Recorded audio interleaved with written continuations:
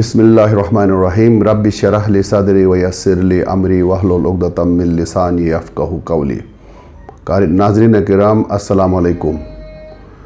ایک دفعہ پھر علی جان ڈاکٹر علی قائمی کی مشہور کتاب نوجوانوں کے جنسی مسائل اور ان کا حل سے کچھ اقتباسات اور کچھ تجربات لے کر آپ کی خدمت میں حاضر ہے۔ آج کے ویڈیو کا بنیادی مقصد جنسی بیراہ روی، استمناء اور جنسی کمیونزم کے نقصانات اور ان کا علاج بتانا ہے۔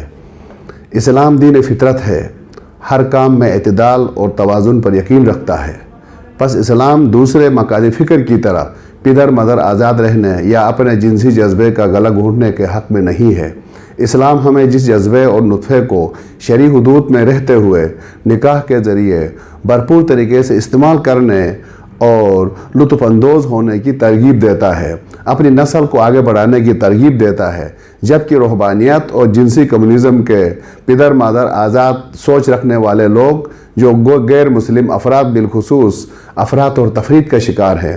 افسوس اس امر کا ہے کہ غیر فطری نظریات رکھنے والے افراد نے میڈیا اور سوشل میڈیا کے ذریعے اپنی غیر عقلی افعال کی تبلیغ جاری رکھی ہوئی ہے اور ہم خاموش تماشائی بنے رہے، جس کی وجہ سے ہمارے نوجوان آج جنسی اور اخلاقی بیماریوں کا شکار ہو کر بہت سارے نقصانات اٹھانے پر مجبور ہے۔ آج ہم ان نقصانات کی کچھ تفصیل بتائیں گے اور انشاءاللہ ان کا علاج بھی بتائیں گے۔ اگر ہم سب ان باتوں پر عمل پیرا ہوں، وہ دن دور نہیں ہے کہ ہم ان اخلاقی اور معاشرتی برائیوں سے آزاد ہو کر ایک منظم اور بااعتماد قوم بن کر قوم کی خدمت کریں گے۔ اسلام میں استمناء کو اپنے آپ سے نکاح سے تعبیر کیا ہے اور اس فعل کو حرام قرار دیا ہے۔ رسول خدا صلی اللہ علیہ وآلہ وسلم نے فرمایا ہے، جو کوئی بھی اپنی شہوت کو اپنے ہاتھوں سے باہر نکالے خدا کا ناپسندیدہ شخص واقع ہوتا ہے، اور فرمایا کہ یہ گناہ عظیم ہے۔ کچھ روایات میں استمناء کو زنا کی طرح بیان کیا گیا ہے۔ پس جنسی بیراہ روی اور استمناء سے اپنے رب کو ناراض کرنے سے ہمیں باز رہنا چاہیے۔ جنسی اعضاء کے ذریعے ہمیشہ مصنوعی تحریک شہوت کی صورت میں انسان کے غدود میں زخم ہو جاتا ہے، خون کم پیدا ہوتا ہے اور جسم میں استمناء کی عادت کی وجہ سے پسلیوں کی ہڈیاں کمزور ہو جاتی ہیں اور شادی کے بعد انسان کو جنسی عمل میں کمزور کر دیتی ہیں۔ جسمانی توانائی کم ہونے کی وجہ سے انسان تھکاوٹ اور سستی کا اظہار کرتا ہے، اس کا چہرہ زرد اور بے رونق ہو جاتا ہے۔ جنسی کمیونزم اور استمناء جیسی بیماریوں کی وجہ سے لڑکیوں میں بعد میں آنے والے سالوں میں، بلوغ کے سالوں میں، ایام ماہواری میں بے قاعدگی پیدا ہو جاتی ہے، سر درد، کن پٹی کا درد، کانوں میں سیٹیاں بجنا شروع ہو جاتی ہے اور سیڑھیاں چڑھنا مشکل ہو جاتا ہے۔ اعصابی مراکز میں تھکن اور فرسودگی کا احساس پیدا ہو جاتا ہے۔ استمناء کا عادی شخص احساس محرومی، افسردگی، غمگینی، کم خوابی اور زندگی کے امور میں توازن کو خراب کر دیتی ہے، ناراضگی اور بدگمانی کا شکار ہو جاتا ہے۔ قوت ارادی کی کمزوری، کم حوصلگی، سستی، خاموشی اور کبھی کبھی چونک جانے والی عادتیں بھی اس میں پیدا ہو سکتی ہیں۔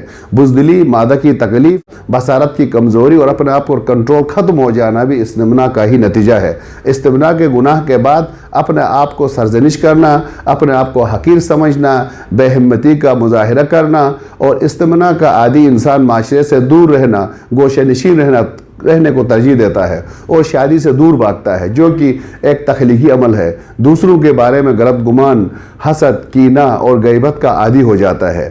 بعض اوقات صورت انزال کا شکار ہو کر بیوی کی نظروں سے گر جاتا ہے، جس کے نتیجے میں بیوی سے کبھی کبھی جوتے بھی کھاتا ہے اور رات کو بیوی سے جوتے کھا کر دن کو آ کے معاشرے میں کہتا ہے میں بھینس کے پائے کھا کے آیا ہوں، اگرچہ یہ بھینس کے پائے نہیں ہوتے ہیں بلکہ جوتے ہوتے ہیں۔ بار بار احتلام ہونا اور آہستہ آہستہ تولیدی اعضاء کا بے چین ہونا بھی استمناء کی دین ہے۔ پیارے دوستو، اب میں ان نقصانات کا علاج کیسے، ان کا ازالہ کیسے ممکن ہوگا، ریسرچ سے نفسیات دان، ماہرین جرم شناس، ماہرین جنسیات نے اور اسلام نے کچھ اہم سجیشنز دی ہیں جن پر عمل کر کے ہم استمناء اور جنسی کمیونزم کے نقصانات سے بچ سکتے ہیں۔ ان میں سے کہتے ہیں کہ استمناء ایک بلا ہے، آفت ہے، لہٰذا والدین، اساتذہ اور سرپرستوں کی ذمہ داری ہے کہ استمناء کے مکروہ اور افعال کو روکنے کے لیے ان کو بتائیں کہ یہ ایک مکروہ فعل ہے، یہ گندے لوگوں کا اور فاحشہ لوگوں کا کام ہے، نہ کسی یہ کوئی سنجیدہ لوگوں کا کام نہیں ہے۔ اسی لیے ہم ان کو روکیں کہ وہ غیر ضروری افراد کے ساتھ چھیڑ چھاڑ نہ کریں، نہ کسی کو اپنے ساتھ چھیڑنے کا موقع دیں، نہ خود کسی سے چھیڑیں۔ چھوٹے بچوں کو اس مرض سے بچانے کے لیے ڈرانے دھمکانے والے حربے استعمال نہ کیے جائیں، کیونکہ یہ اضافے کا سبب بھی بن سکتا ہے۔ ایک ماہر ڈاکٹر سے رجوع کیا جائے، اور معدے کے کیڑے اور خارش جیسے علامات جب نظر آئے بچوں میں تو ہمیں ڈاکٹر کے ذریعے اس کا پراپر علاج کروا کے اس آگے مستقبل میں ہونے والی بیماری سے نجات دلانے کی ضرورت ہے۔ ایک ٹائم ٹیبل کے مطابق بچوں کو سالم تفریح اور کھیل کود کا موقع دیا جائے، خوشحال ماحول فراہم کیا جائے، کبھی سیر و تفریح کے لیے لے جائیں، بھرپور محبت دی جائے اور نامناسب دوستوں کی صحبت سے دور رکھا جائے، تو بھی ہم اپنے نوجوان بچوں کو اس کبھی بیماری سے نجات دلا سکتے ہیں۔ ایک اور سجیشن یہ ہے کہ نوجوانوں کو یہ احساس دلایا جائے کہ اللہ تعالیٰ نے اسے اشرف المخلوقات بنا کے بھیجا ہے، ہمیں ذمہ داریوں کے لیے بھیجا ہے، آزاد چارے کے لیے نہیں بھیجا، ورنہ عبادت کے لیے فرشتے اور بےہودگی کے لیے جانور ہی کافی تھے۔ حضرت علیہ السلام کا فرمان ہے، اس شخص کے شر سے بچو جس کی اپنی عزت نفس مجروح ہو چکی ہو۔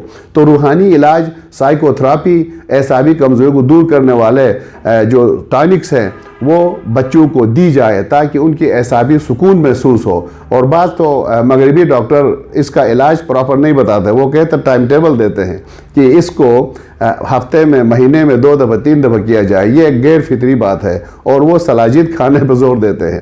جس طرح دکان کے مال یا جیب کے پیسوں کی ہم نگرانی کرتے ہیں، اس سے کہیں زیادہ بچوں کے افعال، ان کی سوسائٹی، ان کی مصروفیات کی نگرانی کرنا والدین کی ذمہ داری ہے، ورنہ بچے تنہائی کا احساس کریں گے اور وہ کہیں جا کے اس برائی کا شکار ہو سکتے ہیں۔ فکری اور اندرونی اطمینان کے لیے بچوں کو مصروف رکھا جائے۔